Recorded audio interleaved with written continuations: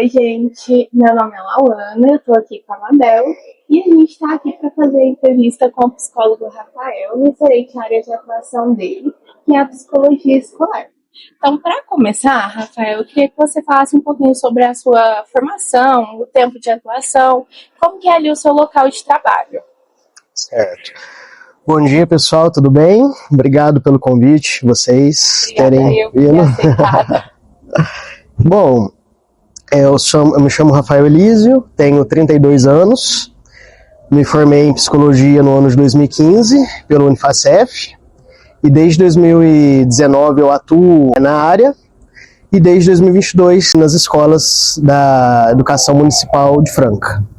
Atualmente eu estou em 4 escolas, todas da região leste, na MEB Frei Lauro de Carvalho Borges, MEB César Augusto de Oliveira, Maria Lourdes Figueiredo e Milton Alves Gama. Então é uma rotina bem puxada, porque cada dia a gente está em uma escola. Quando eu entrei em 2022, meu bloco tinha 7 unidades, então com a contratação de mais profissionais eles foram distribuindo, né? E agora atualmente eu lido aí com cerca de 1.400 alunos semanalmente. E nosso trabalho é em dupla, eu trabalho junto com uma assistente social, com a Lisandra.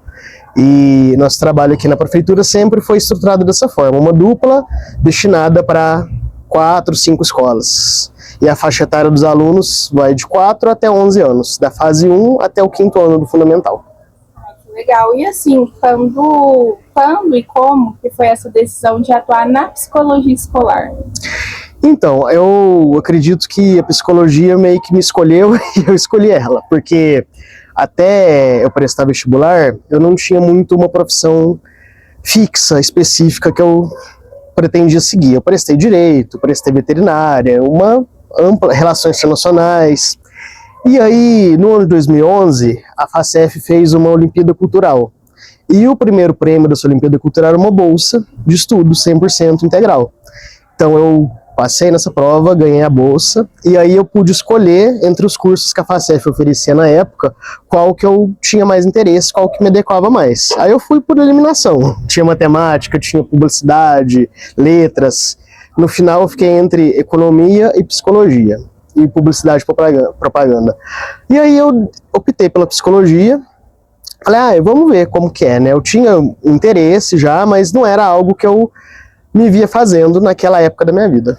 E eu fui ficando. Fiz os 5 anos, graduei, depois eu fiquei um tempo parado. Aí em 2019 eu trabalhei em Claraval, fiquei 1 ano lá na assistência social de Claraval. Depois em Cristais Paulista, nos anos da pandemia, entre 2020 e 2022. E aí desde agosto de 2022 eu estou na Prefeitura de Franca. Quando eu passei no concurso da Prefeitura, eu também podia optar entre saúde, assistência social ou educação. Como eu já tinha tido uma experiência em assistência social em Cristais Paulista e em Claraval, e o trabalho de educação era inédito, era assim, pioneiro, eu optei pela educação.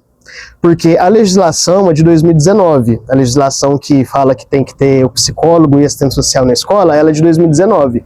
Então Franca foi um dos primeiros municípios, em 2022, a seguir essa legislação e contratar profissionais. E foi muito interessante porque era um trabalho muito novo, a gente tinha umas expectativas como profissional, a escola tinha outras expectativas e a Secretaria de Educação tinha outras. Então a gente teve que conciliar numa resolução que a gente ia fazer em cada escola. Teve pessoas que acreditaram que era por conta daquela onda de massacres que estavam tendo nas escolas, ou por conta da pandemia, mas não, é uma lei de 2019 que já antecedia isso. E aí a gente entrou num contexto ali de descoberta, de experiência. Os profissionais da escola tinham uma visão muito clínica, tanto é quando a gente chegou, cada escola já tinha uma listinha de alunos, esses daqui vão ser encaminhados para o psicólogo, esses daqui para assistente social. E aí a gente foi vendo que o nosso trabalho é muito mais preventivo e no âmbito do coletivo. Ele é um trabalho muito mais assim, que os frutos que a gente vai colher, talvez nem vai ser quando a gente estiver lá na escola, vai ser quando essas crianças forem para o ensino médio, para o ensino superior. E é um trabalho muito formiguinha e muito, a gente tenta fazer uma coisa contínua. Então, combate ao bullying, as violências, discriminação, racismo, tudo isso é o que norteia a nossa atuação com as crianças. E a promoção do ambiente de paz. A escola ser um ambiente ali que a criança se sinta bem, se sinta segura, que ela às vezes traga coisas de casa que ela não tem como receber ajuda. Ali a gente vê como um transformador de quebrar um ciclo de violência, um ciclo às vezes de vulnerabilidade. Então, o que mais me é recompensador é esse retorno das crianças. Quando a gente está, às vezes, num ambiente fora da escola, eles conhecem a gente, ou lembra de uma aula específica. Então, tem sido um trabalho muito produtivo, muito cansativo também, mas a gente está tendo um suporte muito bom, tanto da educação, da secretaria, quanto dos professores, que agora sim estão compreendendo mais a nossa função na escola. Ou lembra de uma aula específica. Então, tem sido um trabalho muito produtivo, muito cansativo também, mas a gente está tendo um suporte muito bom, tanto da educação, da secretaria, quanto dos professores, que agora sim estão compreendendo mais a nossa função na escola. Entendi. Então, ali, o papel de psicólogo na escola não vai para essa área clínica, que muita da gente, quando fala em psicologia, pensa mais nesse atendimento clínico. Então, o papel ali do psicólogo seria ali um acolhimento, um trabalho coletivo com os alunos, né? Não dá para a gente fazer psicologia clínica estando em 4 escolas, tendo aí mais de 1.400 alunos, né? E nem essa é a proposta. Mesmo se a gente estivesse numa escola só, o tempo inteiro, porque a saúde já tem esse serviço. A gente sabe que tem uma fila de espera muito grande, principalmente nas UBSs, né? O consultório particular também hoje em dia não está fácil, assim, mas o nosso trabalho ali, ele é para ser muito mais como um mediador, um facilitador, para acolher as crianças, para fazer os encaminhamentos necessários, e a gente trabalha, cada escola tem uma equipe multidisciplinar. Então eu faço parte da equipe gestora de 4 escolas. A equipe gestora é o diretor, coordenadora pedagógica, que lida com os professores, a orientadora educacional, que lida com as questões de falta, de Bolsa Família, de conflitos, a pedagoga, que lida com problemas de aprendizagem, dislexia, déficit de atenção, e o psicólogo e assistente social, que ele trabalha com toda essa equipe e direciona cada um ali, que é o trabalho de cada um e como que a gente pode contribuir. Agora, desde 2020, as escolas têm um componente curricular que chama Projeto de Convivência, que é uma disciplina, tem história, português, matemática, é uma matéria, e aí, nossa, junta... Nossa atuação com as crianças se dá muitas vezes nessa aula do projeto de convivência. Então, uma aula que eles têm 50 minutos semanais com a professora, e aí a gente pega um tema específico daquela classe. Por exemplo, nessa classe está tendo muito problema de roubo de objetos. Aí a gente vai fazer uma conscientização com as crianças. Tá tendo um problema de criança que está chorando para ir na escola, não está se adaptando. Então a gente vai falar a importância de não faltar. Então, assim, a gente trabalha em 3 frentes. Com as crianças, em atividade em sala, e às vezes até no contraturno, apesar que é mais difícil eles irem no contraturno. Com os professores, no momento específico, toda quinta-feira a gente tem uma reunião que chama REP, Reunião de Estudos Pedagógicos. Então toda quinta, das 5h30 às 7 da noite, a gente tem um momento com os professores, para multiplicar conteúdo, para discutir casos. E a outra vertente é com as famílias. Com as famílias a gente faz reunião quando vem alguma necessidade. Crianças que estão se envolvendo muito em situação de violência, crianças que às vezes chega, se vê com sinais de mau cuidado, ou de agressão, ou de sujeira, enfim. Então, praticamente nada a gente faz ali sozinho. Tudo a gente passa pela equipe, lógico, levando em consideração o sigilo, a ética, mas todas as decisões a equipe escolar reúne uma vez por semana para discutir os casos. Por exemplo, a sala da professora X está precisando de tal intervenção. A família do aluno tal, a gente precisa chamar urgente porque ele já estourou o número de faltas. Então, é um trabalho transversal. E assim, referente à graduação, depois da graduação, você fez algum curso, alguma pós que agregou no seu trabalho? Eu iniciei uma pós em neuropsicopedagogia, né, tá em andamento ainda, e eu procuro muito esses cursos livres, assim, mas acaba que, por estar dentro da escola, a parte pedagógica acaba atraindo mais a gente. Parte de gestão escolar também tem muitos cursos livres que dão um subsídio, porque está sempre em transformação. A educação, como todo ano a gente tem atribuição no final do ano, A gente sempre é uma surpresa onde a gente vai estar ano que vem. De nada. Vocês vão ter que fazer um falha nossa do vídeo, as coisas que não foi para. Então, nossa, onde que eu tava? Dos cursos.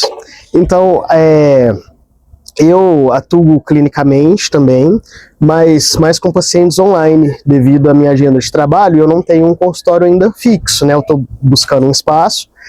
E eu tenho muita simpatia pela abordagem humanista da psicologia, do Rogers, pela junguiana. Então, assim, na escola, a gente tem que pegar muito do que a gente viu na teoria, lá na faculdade, há 10 anos atrás, e adaptar com a realidade. E cada escola é única. Apesar de eu estar em 4 escolas na mesma região de Franca, cada escola tem suas demandas, tem seu público, tem suas necessidades. Tem escola que a gente vai precisar focar muito mais na parte do combate ao bullying. Tem escola que a gente vai focar muito mais, às vezes, nos pais superprotetores, que não deixam a criança ter autonomia, que não deixam a criança desenvolver do jeito ali adequado.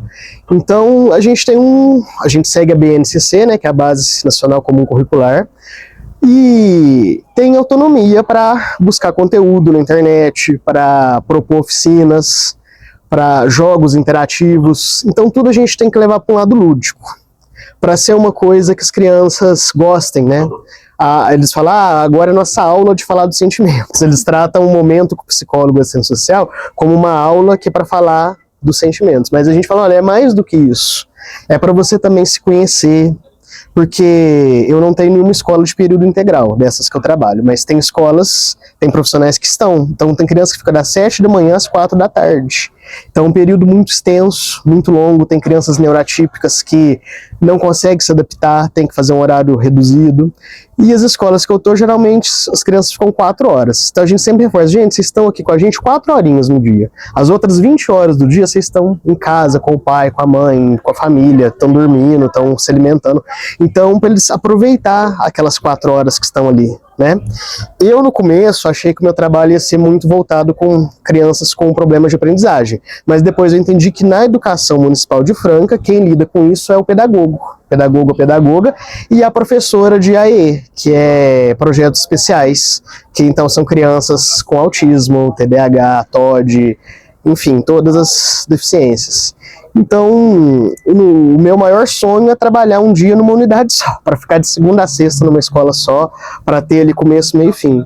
Porque, vamos supor, semanas que tem feriado, que tem emenda, uma escola que a gente vai, vamos supor, na quinta-feira. Naquela semana, por ser feriado na quinta, a gente não vai, então a gente só vai dar 15 dias. Então, mas a equipe sempre passa pra gente o que aconteceu.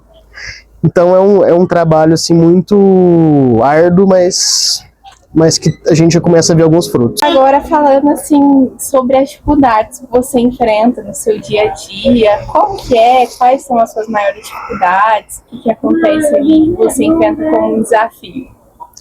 Eu acho que atualmente a principal dificuldade é o número excessivo, assim, de tanto de escolas quanto de alunos, mas a gente sabe que é uma coisa da realidade do município. Tem cidades maiores que Franca, que só tem um psicólogo, a gente ainda tem 11, né? Mas o nosso trabalho é em loco, é em sala de aula. Em sala de aula, na escola, e é com os professores.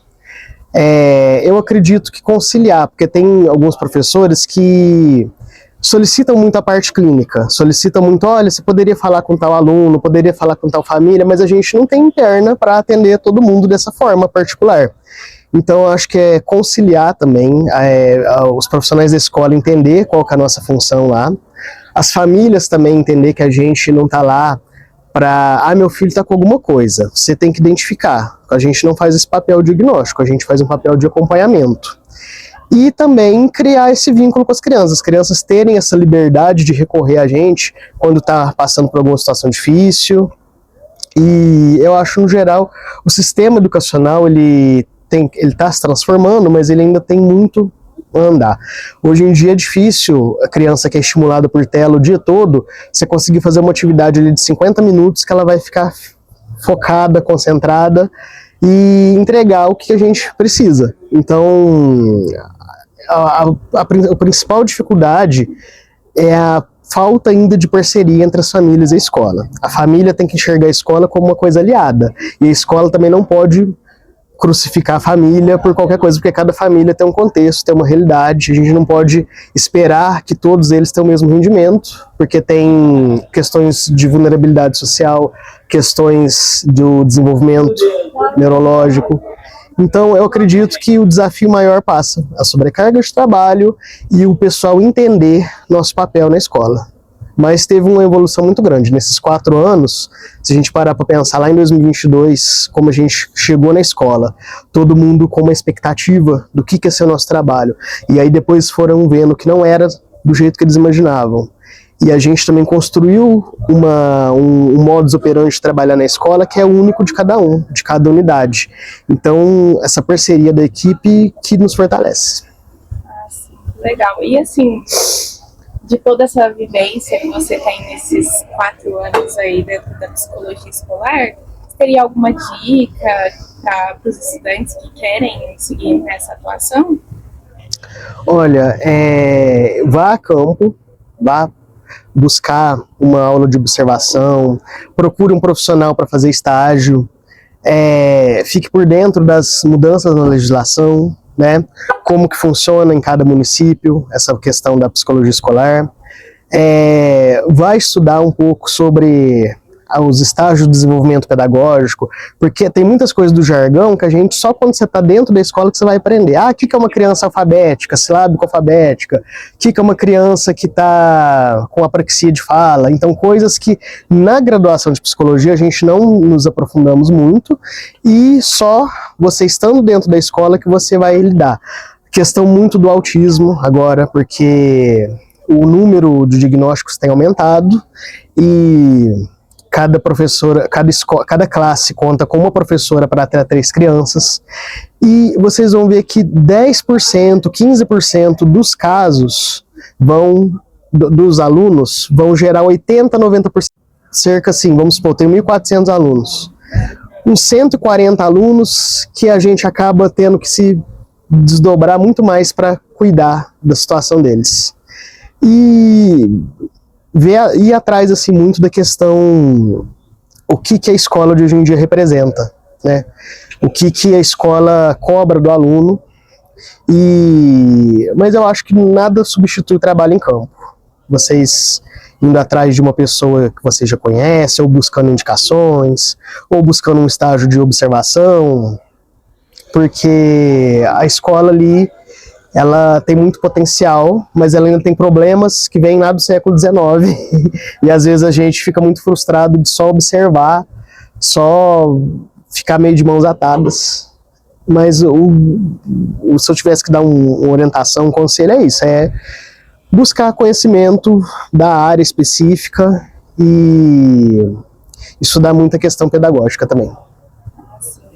E assim, no seu dia a dia mesmo, na sua atuação, quando você vê que um aluno começa a apresentar uma dificuldade no desenvolvimento ali escolar mesmo, no desenvolvimento pedagógico, qual que é a sua ação, como que você age ali em parceria com o pedagogo para vocês tentarem buscar uma solução para essa questão? Uhum.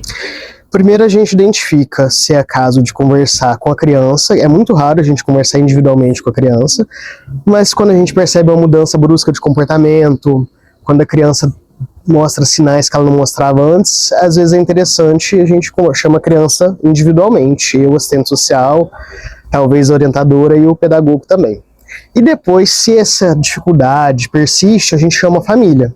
Num horário que a família pode, a gente tem uma flexibilidade muito grande para pessoas que trabalham até 5 da tarde, tem as quintas-feiras, depois das 5 que a gente atende, e aí faz uma anamnese, faz uma entrevista com a família sobre como que foi o desenvolvimento da criança, desde a gravidez, da gestação, o parto, se ela apresentou dificuldades cognitiva, motora, emocional, e aí como que ela tá naquele momento, se ela teve evolução, se ela tá estagnada, se ela tem alguma outra rede de apoio, alguma terapia que ela faz no contraturno, fonoaudiólogo, TO, fisioterapia. Então assim, cada dificuldade é única.